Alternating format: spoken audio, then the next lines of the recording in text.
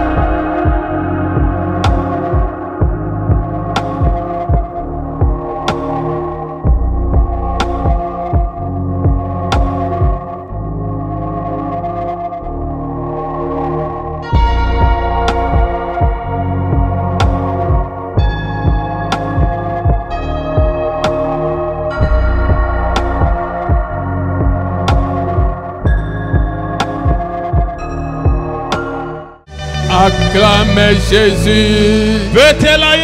Acclamez Jésus-Christ. Acclamez Jésus-Christ. Accueille le Saint-Esprit.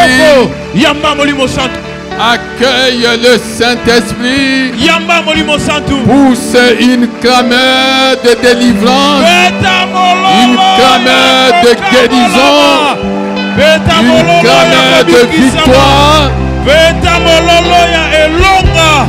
Pousse une clameur joyeuse.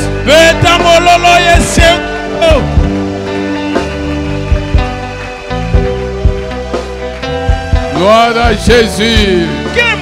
Gloire à Jésus. Gloire à Jésus. Amen, amen, amen, amen. Amen. Avant de t'asseoir, dis à la personne qui est à ta gauche, à ta droite, examine bien ta vie de prière. Examine bien ta vie de prière. Gloire à Jésus, gloire à Jésus, gloire à Jésus. Gloire à Jésus. Assis-toi s'il te plaît. Assis-toi s'il te plaît. Nous sommes dans Luc 18.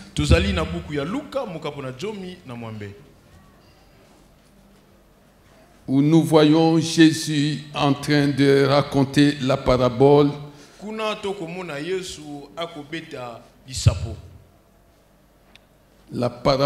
de la veuve persévérante.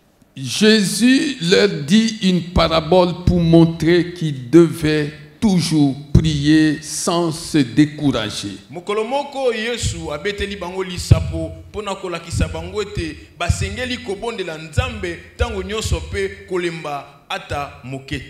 Est-ce que c'est ton cas? Est-ce que c'est ton cas?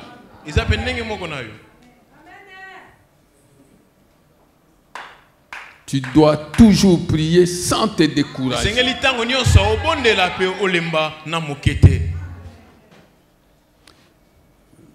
Verset 2, il dit, il y avait dans une ville un juge qui ne craignait pas Dieu.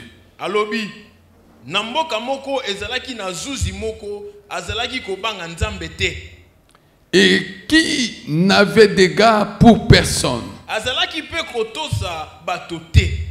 Il y avait aussi dans cette ville une veuve qui venait lui dire,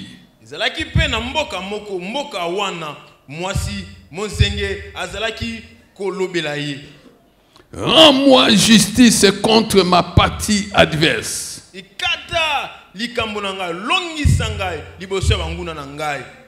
Pendant longtemps, il refusa.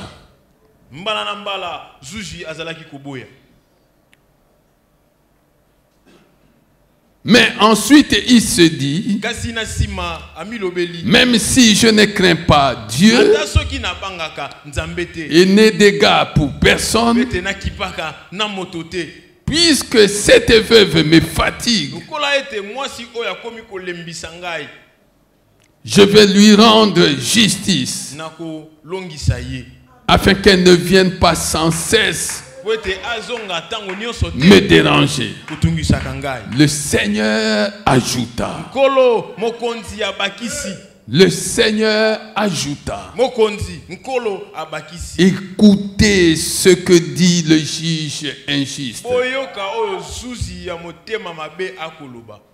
Et Dieu ne fera-t-il pas justice à ceux qu'il a choisis et qui crient à lui jour et nuit? Les fera-t-il attendre? Je vous l'ai dit, il leur fera rapidement justice. Mais quand le Fils de l'homme viendra, trouvera-t-il la foi sur la terre? Acclamons la parole du Seigneur des Seigneurs. Acclamons la parole du Seigneur des Seigneurs. Alléluia. Amen. Bien-aimés, des gens qui ne connaissaient pas les choses de Dieu, quand ils lisent les paraboles de Jésus-Christ,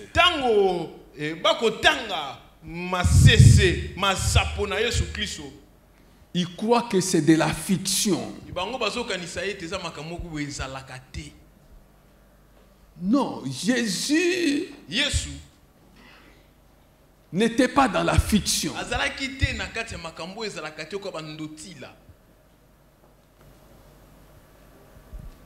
C'est un modèle d'enseignement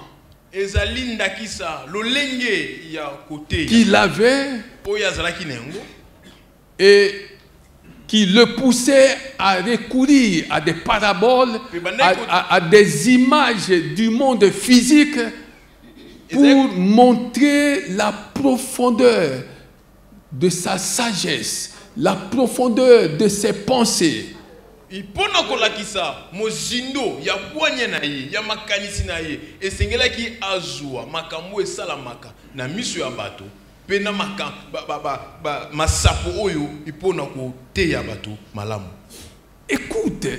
Écoutez ça. Quand tu lis cette parabole, qu'est-ce que tu retiens? On en a parlé longuement.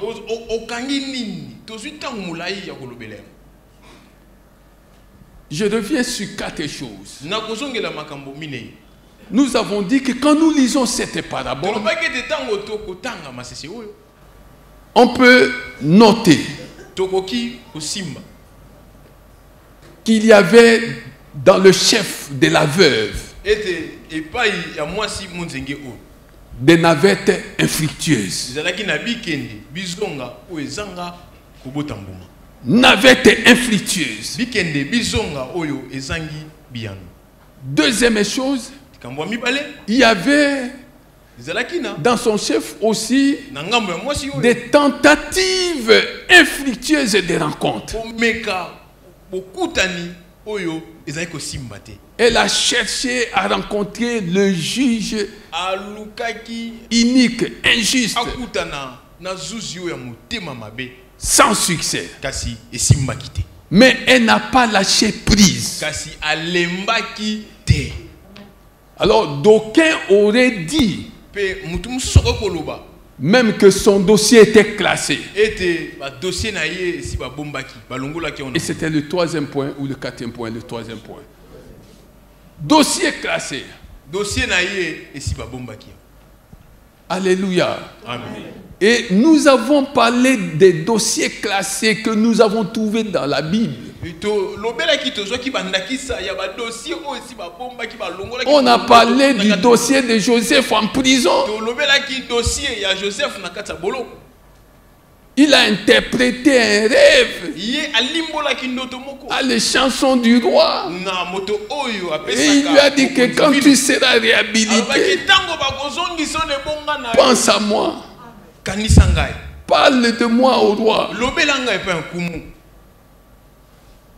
Mais les chansons s'est dit, une fois réhabilité, je vais me permettre de parler de cet étranger au roi. Quelle folie. Il y a des rapports qu'il ne faut pas faire au chef. Il y a des rapports qu'il ne faut jamais faire au chef. Ah oui, ça peut se retourner contre toi. Même à l'époque de David, il y avait des gens qui se refusaient à aller lui faire un rapport.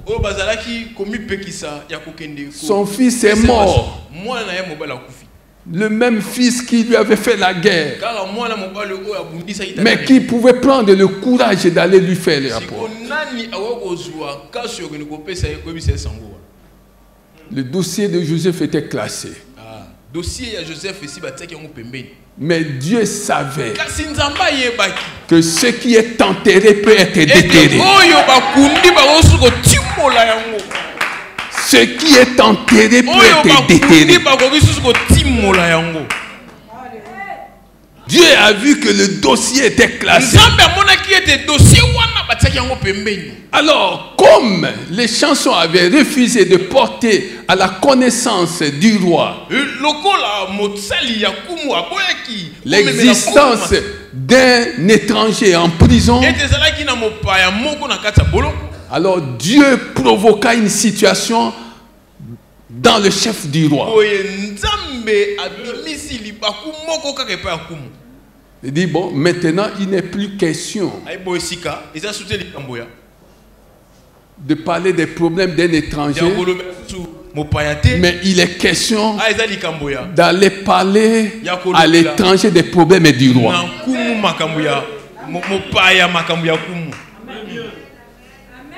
Bien-aimé, il y a des choses que tu aimerais faire dans la vie. Tu trouves que c'est classé.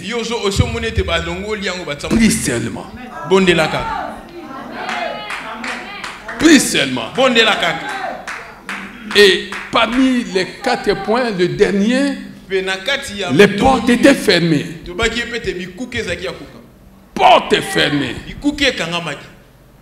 Alléluia. Amen. Si nous lisons la Bible, nous verrons aussi des cas de portes fermées.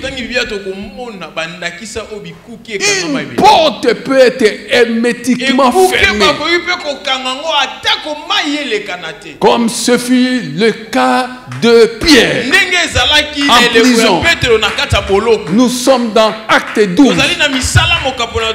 La Bible dit que la porte était, les portes étaient hermétiquement fermées.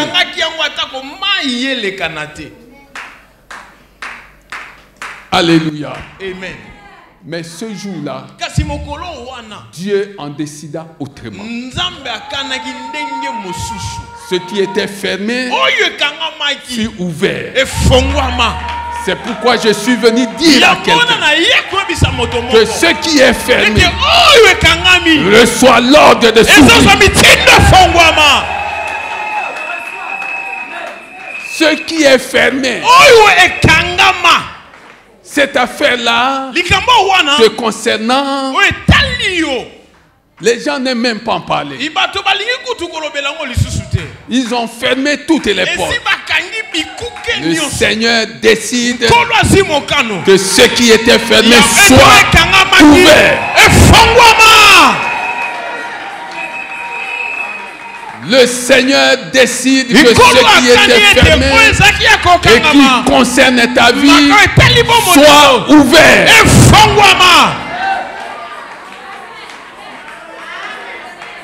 Alléluia. Amen.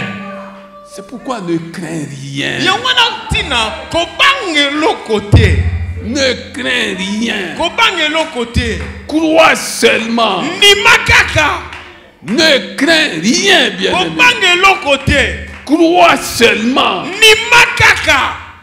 Ce qui est fermé dans ta vie, si seulement tu écoutes la parole de Dieu, peut être ouvert à tout le monde. Alléluia. Amen. Partout dans ta vie où il y aura des fermetures, sache que les fermetures seront l'œuvre des hommes, mais les ouvertures sont l'œuvre de Dieu. Est-ce que tu comprends? Les hommes vont fermer, mais Dieu va ouvrir. Est-ce que tu comprends ces choses?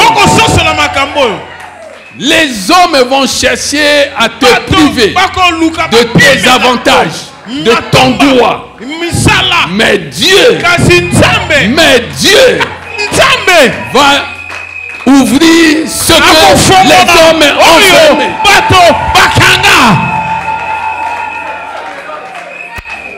Alléluia.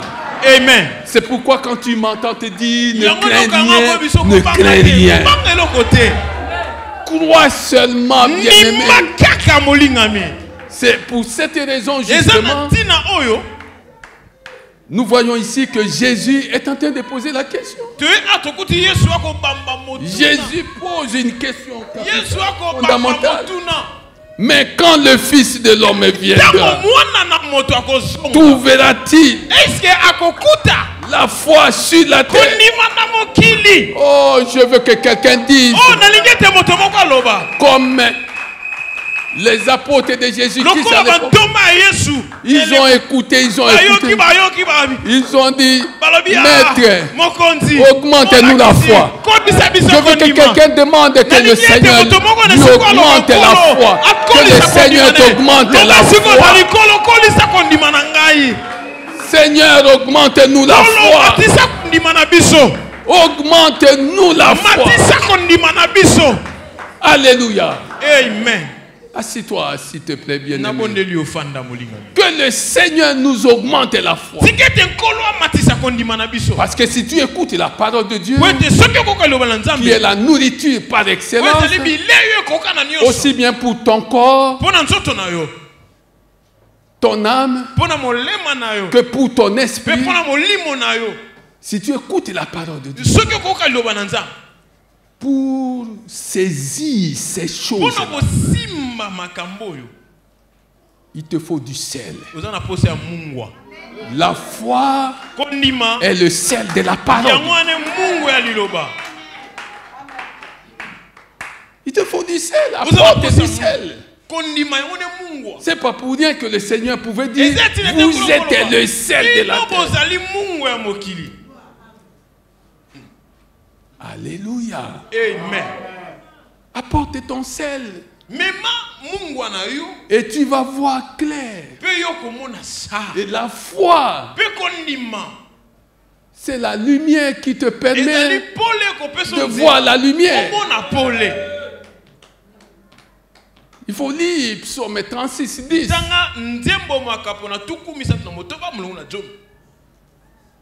Par ta lumière, nous voyons la lumière. La foi, c'est la lumière qui te permet de voir la lumière. Aujourd'hui, tu ne vois rien. Tu ne vois rien. Par rapport à ta vie, tu ne vois rien. Mais si tu as seulement foi en Dieu, tu peux voir et même saisir les réalités de ta destinée. Alléluia. Amen. Qu'est-ce que je veux que tu retiennes aujourd'hui dans ce que nous venons de lire?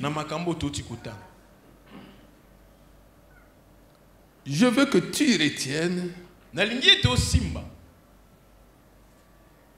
ce que nous trouvons dans Genèse 32, verset 23.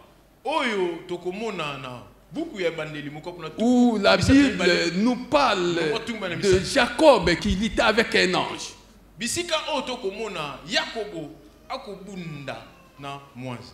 Cette veuve a lutté avec un juge. Avec un juge, pas n'importe lequel. Un homme instruit face à une pauvre veuve.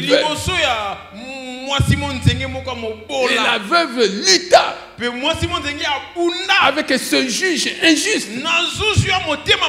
Comme Jacob, à son époque, lutta avec un ange.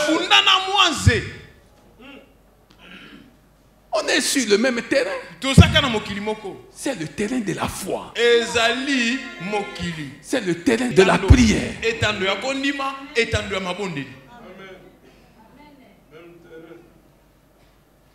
Première chose, que ta vie de prière devienne une lutte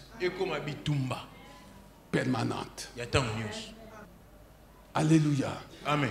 Domine sur la chair. Tu dois lutter avec ta chair. Que ta chair ne prenne pas le dessus sur toi. Parce que si la chair prend le dessus sur toi, tu ne vas pas avoir de vie de prière.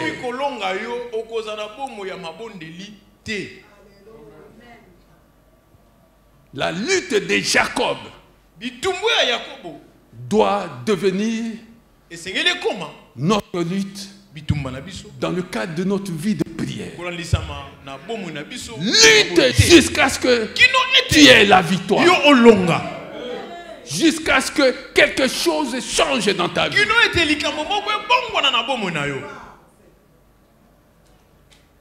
On ne t'appellera plus Jacob. On t'appellera Israël. Alléluia. Amen. Deuxième chose. Quand nous lisons bien ce passage, nous comprenons ce que Dieu veut nous enseigner.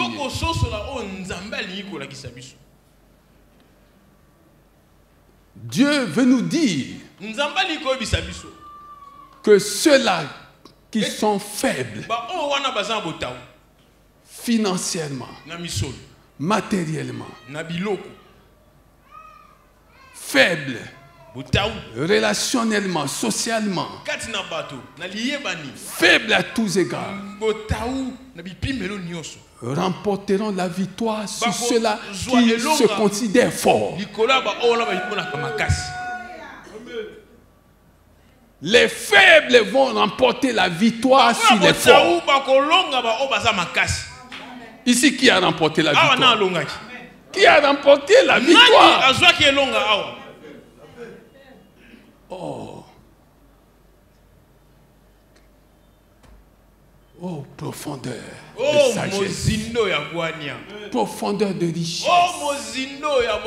Et de la science de Dieu. Lis bien cette parabole. Jésus est allé la puiser dans sa sagesse. Il y a des grands enseignements ici. Quel est le nom de la partie adverse de ta part, la partie qui s'oppose à toi? S'appelle comment? Est-ce quelqu'un de fort, de plus fort que toi, qui a plus de moyens que toi, qui a plus de relations que toi? Tu trouves ici le secret. Les faibles remporteront la victoire sur les forts. Est-ce que tu comprends ces choses? Moïse a lutté avec le Pharaon. Laissez partir mon peuple. Pas question. Il a lutté tous les jours avec Pharaon. Tu connais la suite.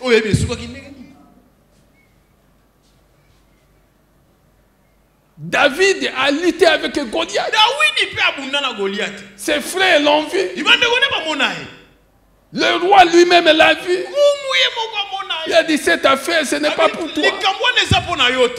Cette affaire, c'est une affaire des grands.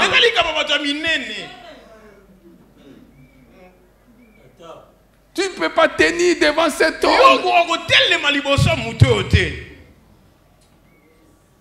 Les faibles remporteront la vie. Est-ce que tu comprends ces choses? Bien-aimé, à condition de vivre ton attachement à Dieu. Est-ce que tu es attaché à Dieu?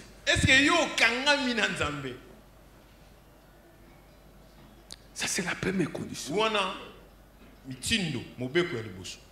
Vie attachée à Dieu. Deuxième condition. Renoncement à soi. Est-ce que tu as renoncé à toi?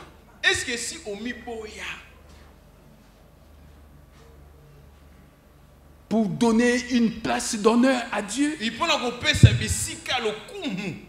et dans tous les domaines de ta vie. Oh. On te demande de prier. Tu es dans la maison de Dieu alors qu'il y a des gens qui dansent.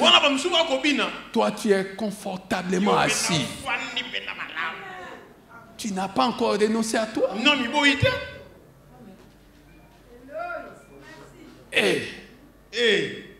Est-ce que tu comprends ces choses? Ce matin, tu as eu quel mérite d'être en vie? Tu as eu quel mérite? Tu as fait quoi? Qu'est-ce que tu as donné à Dieu? Tu as payé quoi? Renonce à toi. Que tous les domaines de ta vie soient sous le contrôle de Dieu. Si tu as la foi, tu as déjà un carnet de chèques. Présente ton carnet de chèques à la banque de la foi.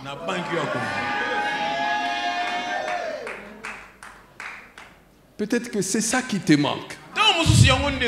Lorsque tu vois quelqu'un donner à Dieu, faire des choses sans tenir compte de qui a donné ou de qui n'a pas donné, il fait des choses.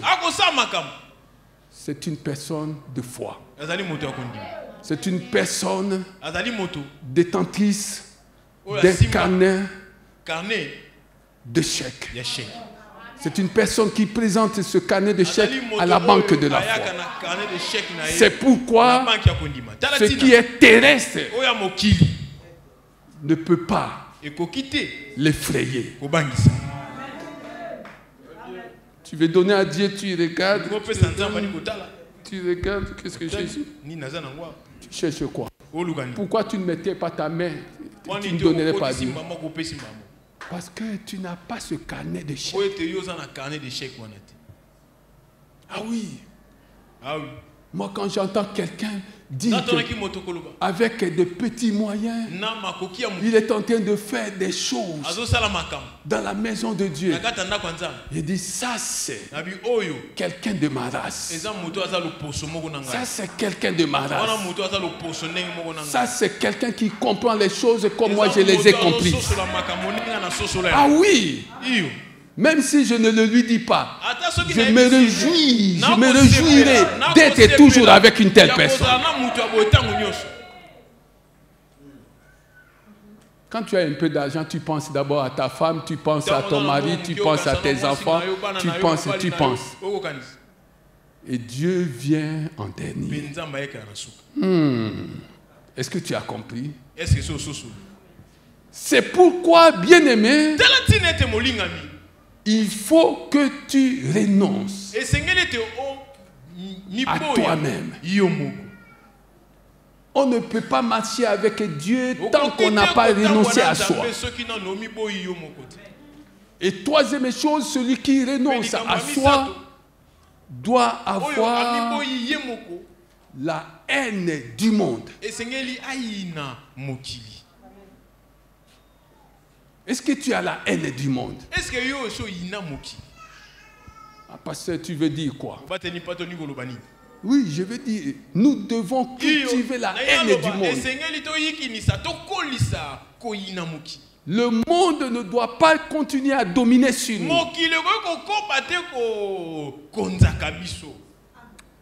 Oh, il y a un verset de la Bible que j'aime. Je ne sais pas si tu l'as compris comme moi. Est-ce que tu veux qu'on lise ce verset-là? Si tu veux qu'on le lise, acclame le Seigneur.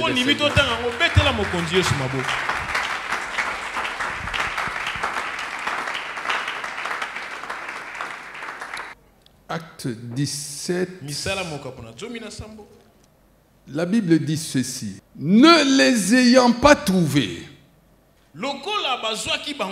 il traînait Jason et quelques frères devant les magistrats de la ville en criant.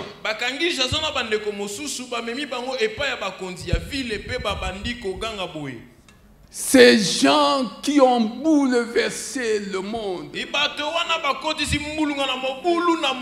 sont venus ici. Ces gens qui ont bouleversé le monde sont venus ici.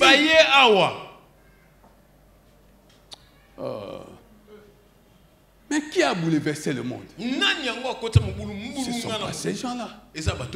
C'est Jésus par ses enseignements. Ah oui! Il faut lire les enseignements de Jésus. Il a bouleversé le monde. Quand Jésus dit heureux le pauvre en esprit, ça c'est quoi? Mais c'est un bouleversement. Ça ne fait pas partie des critères du monde. Lis un peu ça, lis ça, lis Matthieu, c'est Matthieu 5, je crois, à partir du verset 3. Lis ça. Tu vas comprendre que l'enseignement de Jésus-Christ est venu bouleverser le monde. Et 2022, le Seigneur nous a dit, c'est une année de grand bouleversement. Alléluia. Et nous vivons aujourd'hui ces grands bouleversements. Bien-aimé, première condition, attache-toi à Dieu. Deuxième condition, renonce. Renonce à toi-même. Troisième condition, la haine du monde. Quatrième condition, fais des progrès. Et que tes progrès deviennent évidents. Quand il s'agit de prier, quand il s'agit de lire la parole de Dieu, fais des progrès. Quand il s'agit de donner à Dieu, fais des progrès. Je vois des gens qui sont capables de donner 10 $, mais ils donnent 1000 francs. Des gens qui sont capables de donner 100 $, ils donnent 50 $. Des gens qui sont capables de donner 500 $, 1000 $, ils donnent 100 $. Quand je regarde ça, je dis qu'ils sont encore loin. Ils n'ont rien compris. Alléluia. Amen. Oui. C'est ce que cette parabole tirée de la sagesse de Jésus-Christ et qui nous permet de saisir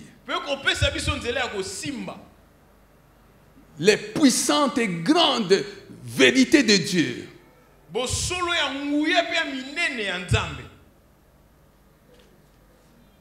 C'est ce que justement cette parabole nous enseigne.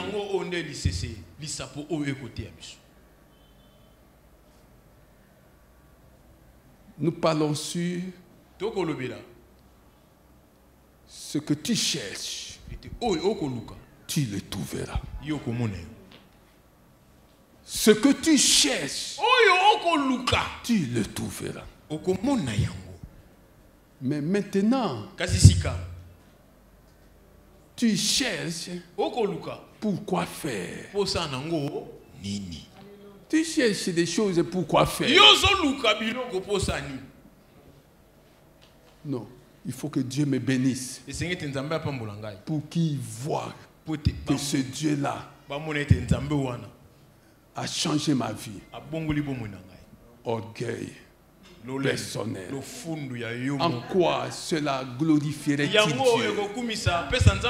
Tu cherches des choses pour te taper une partie de gloire, d'orgueil. Tu risques d'attendre des années. Si tu cherches des choses pour revenir à Dieu, pour revenir à Dieu, pour le glorifier et pour contribuer à l'avancement de son royaume, tu trouveras ces choses-là. C'est pourquoi la Bible dit, vous demandez et vous ne possédez pas. Vous demandez et vous ne possédez pas. Il faut un changement radical d'attitude. Il faut un changement radical d'attitude. Dieu ne te demande-t-il pas de le mettre à l'épreuve? Ça, ce sont les premiers passages de la Bible qui m'ont fait... Ça m'a fait peur. Pas dans le mauvais sens. Ça, quand j'ai ramassé ce morceau de papier, alors que je me promenais, j'ai vu un morceau de papier, j'ai lu Malachie 3, à partir du verset 8, il dit, Dieu demande aux hommes de le mettre à l'épreuve. Alors, toute ma vie, je mettais Dieu à l'épreuve. Mets-moi à l'épreuve. Et tu verras si je ne vais pas ouvrir les écluses des cieux. Tu as besoin de quoi, bien-aimé? Même si tu vas chez les dames qui vendent, je ne sais pas moi, de la farine et consorts, il y a différentes mesures. Mesure à mouquet, ezanil, kopo. Ça combien? Après ça combien? Après? Après? La nature ne vous enseigne-t-elle pas?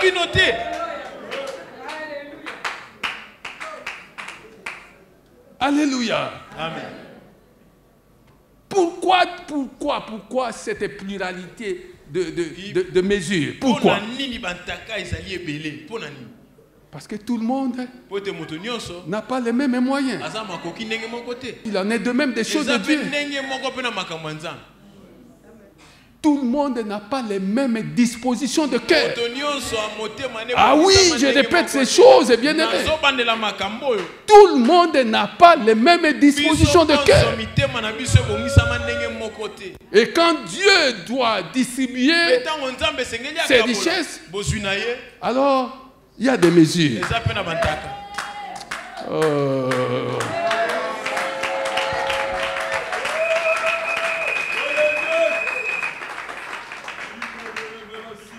Alléluia. Amen. Tout ce que tu cherches, tu le trouveras. Mais à condition que tu changes d'attitude.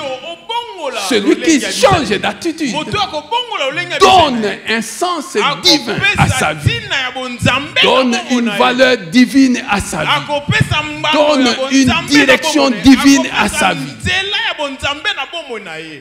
donne une destination divine à sa vie.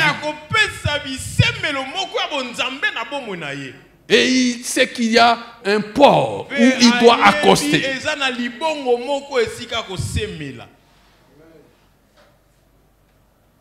Alléluia. Amen. Change d'attitude, donne un sens à ta vie. C'est pourquoi je t'amène à une autre parabole. Alléluia. Amen. Jésus a passé son temps à enseigner en s'appuyant sur les paraboles. C'est notre modèle. On ne peut pas se passer des paraboles. C'est le modèle du grand maître. C'était le modèle d'enseignement. Alléluia. Amen. Luc 13. Tu sais, quand tu lis une parabole racontée par Jésus, si le Saint-Esprit ne t'enseigne pas, s'il ne te révèle pas la richesse contenue dans cette parabole,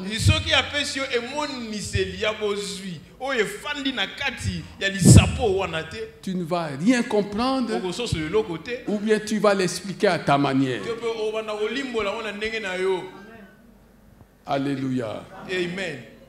Je prie que tu sois inscrit à l'école du Saint-Esprit. Amen. Je prie que tu sois inscrit à l'école du Saint-Esprit. Celui qui est inscrit à l'école du Saint-Esprit, quand il ouvre la parole de Dieu, il ne l'ouvre pas au pif, par hasard. Non, ça ce sont les païens qui font ça. Nous lisons la parole de Dieu conduit par l'Esprit de Dieu. Ah oui. Quand j'ouvre ma Bible, c'est le Saint-Esprit qui me dit d'aller dans tel livre. Et peut-être même qu'il va m'indiquer même le chapitre. Dans tel livre, dans tel chapitre. Et je ne lis jamais seul la Bible. Je lis toujours avec son auteur. Lis la parole de Dieu avec son auteur.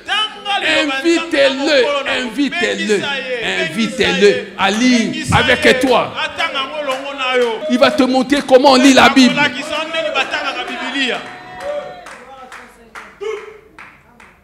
Tu lis la parole de Dieu, c'est un moment saint. Tu n'as pas besoin d'une tasse de café à côté. Tu n'as pas besoin d'un morceau de pain à côté. Tu n'as pas besoin du foufou à côté.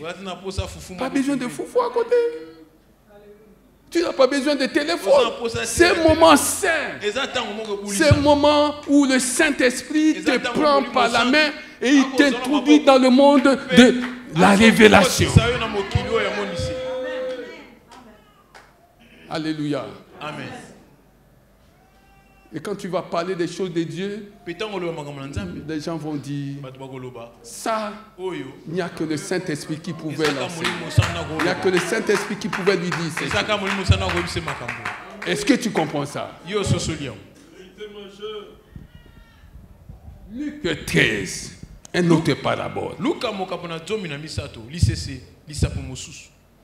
Verset 6. Il dit aussi cette parabole.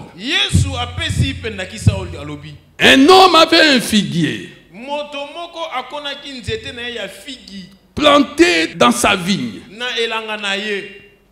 Il vint y chercher du fruit. Et il n'en trouva pas. Alors il dit au vigneron, voilà 3 ans que je viens chercher du fruit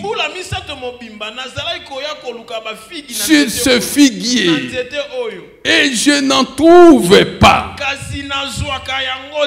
Coupe-le. Pourquoi occupe-t-il la terre inutilement?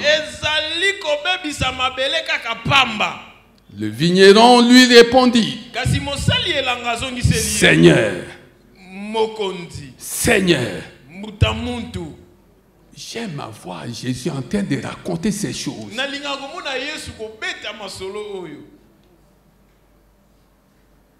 C'est une parabole. Mais il la raconte comme si c'était un fait vécu. Il a vécu ça. Et c'est pourquoi il racontait ça. Quelle sagesse. Donne-moi le nom de ton prophète qui peut raconter ces choses. Le vigneron lui dit, Seigneur, laissez-le encore cette année. Je creuserai tout autour et j'y mettrai du fumier. Peut-être. Il dit peut-être. Il n'est même pas sûr. Il dit peut-être. Peut-être à l'avenir donnera-t-il du fruit, sinon tu le couperas. Cette parabole nous donne une image saisissante de l'état de perdition où se trouve l'être humain.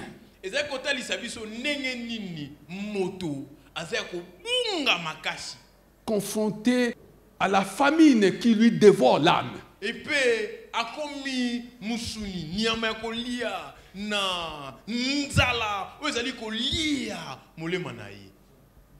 Cette parabole nous donne l'image de l'état de perdition où se trouve l'être humain confronté à la famine qui dévore son âme.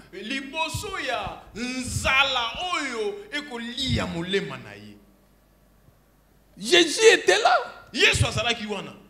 Parce que le vigneron dit Seigneur.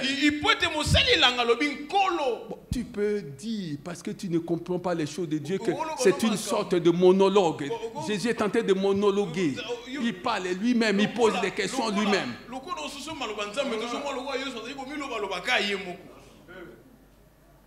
C'était sa façon d'amener les gens à un autre niveau de compréhension des vérités de Dieu.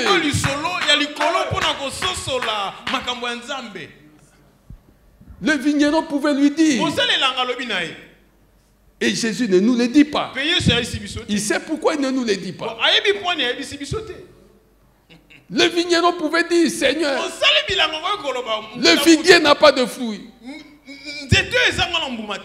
Dis seulement une parole. Et il va avoir des fruits.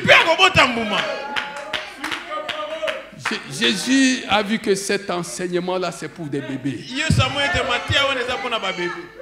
c'est pour des bébés. Il a laissé ça comme ça. Il a raconté la parabole. Il ne nous dit pas que le figuier avait demandé que le Seigneur fasse quelque chose. Je suis venu te dire que pour comprendre cette parabole, il faut comprendre toutes les paraboles de Jésus s'accordent à la parole de Dieu. Lisons Genèse. Genèse 42, versets 1 à 2. Voyant qu'il y avait du blé en Égypte,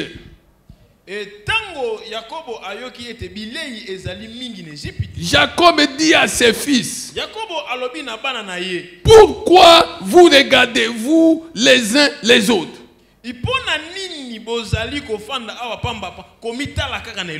Pourquoi vous regardez-vous les uns les autres? Il ajouta, j'ai appris qu'il y avait du blé en Égypte. Descendez-y pour nous en acheter, afin que nous restions en vie et ne mourions pas. Descendez en Égypte afin que nous restions en vie. Allez acheter afin que nous ne mourions pas. Alléluia. Mais celui qui donne la parabole, quand il entend ce que Jacob avait dit, parce que là c'est un récit vivant, alors il dit, il est question d'acheter. Allons maintenant dans Ésaïe 55. Verset 1. Vous tous ceux qui avez soif, venez vers les eaux. Vers les eaux de la grâce. Vers les eaux de la parole. Venez vers les eaux. Même celui qui n'a pas d'argent, venez acheter et manger. Venez acheter du vin et du lait sans argent, sans rien payer. Est-ce que tu comprends ces choses? Est-ce que tu comprends ces choses? Donne un sens divin à ta vie. Change d'attitude. Alléluia. Amen. Jacob terrestre ne comprenait pas ces réalités divines. Mais celui qui peut te considérer comme notre Jacob céleste et qui nous a donné cette parabole mentionnée dans Luc 13, verset 6, nous invite à aller vers les eaux. Allez acheter. Acheter sans argent. Est-ce que tu as déjà vu ça? Acheter sans argent.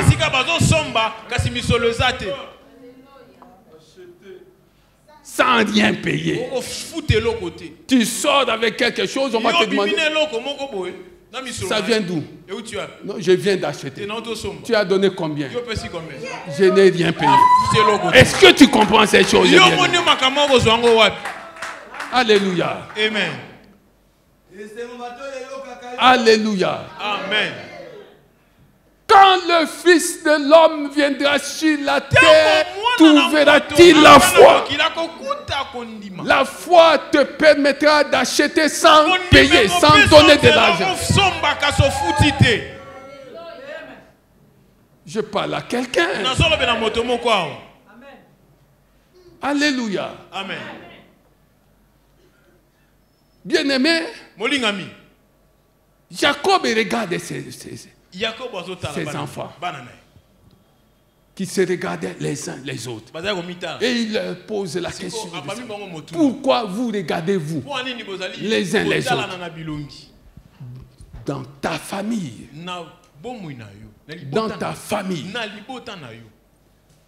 il y a un problème de famine spirituelle que tu dois régler. Il y a une famine spirituelle que tu dois résoudre. Alléluia. Amen. Parce que si tu ne règles pas ce problème, les gens vont prendre des directions, des voies peu recommandables. Pourquoi là-bas ils mangent et pourquoi ici on ne peut pas manger? Qu'est-ce qu'ils ont fait pour manger et que nous ne pouvons pas faire? On va leur poser la question. Qu'est-ce qui se passe ici chez vous?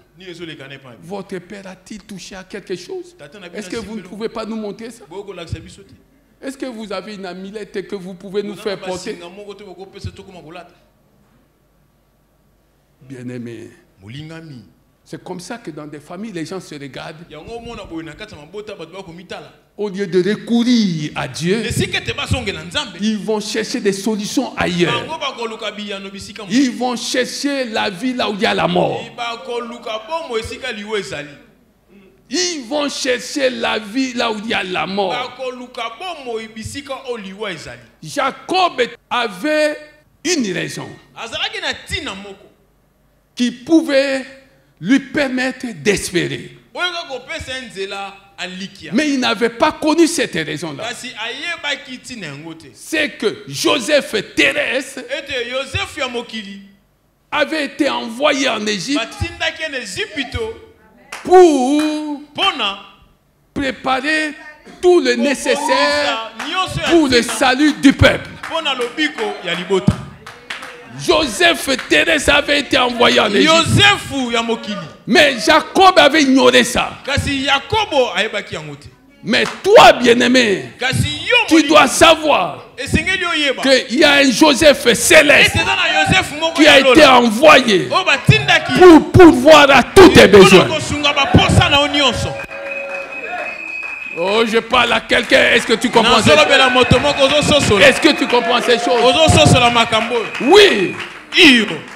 Joseph et Thérèse les avait dévancés pour trouver tout le nécessaire leur permettant de ne pas avoir des problèmes de survie pendant la famine.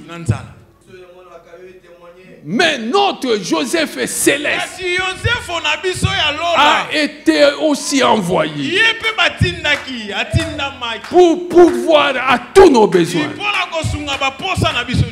C'est comme ça quand Jésus raconte cette parabole, qui est loin d'être ce que tu peux dire, tu peux appeler monologue ou quoi. Non, ça c'est la sagesse.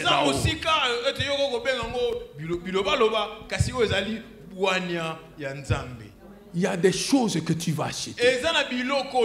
Il y a des choses que tu n'achèteras jamais. Il y a des choses que tu vas acheter. Il y a des choses pour lesquelles tu n'auras pas besoin de recourir à l'argent. Alléluia. Amen. Si tu es avec Joseph céleste, bien-aimé, tu as sa parole, tu parcours sa parole, tu resteras en vie. Tu ne mourras pas. Quand bien même tu mourrais. Quand bien même tu mourrais. Quand bien même tu mourrais. Est-ce que tu comprends ces choses? Est-ce que tu comprends ces choses? Si tu comprends ces choses, acclame le Seigneur des Seigneurs. Acclame Jésus. Acclame Jésus. Acclame Jésus. Dieu veut nous dire que ceux-là qui sont faibles financièrement, matériellement, faibles relationnellement, socialement, faibles à tous égards, remporteront la victoire sur ceux-là qui se considèrent forts. Tout ce que tu cherches, tu le trouveras. Mais à condition que tu changes d'attitude. Celui qui change d'attitude donne un sens divin à sa vie, donne une valeur divine à sa vie, donne une direction divine à sa vie. Si tu es avec Joseph, céleste, bien-aimé, tu as sa parole, tu parcours sa parole, tu resteras en vie. Tu ne mourras pas. Quand bien même tu mourrais. Quand bien même tu mourrais. Quand bien même tu mourrais.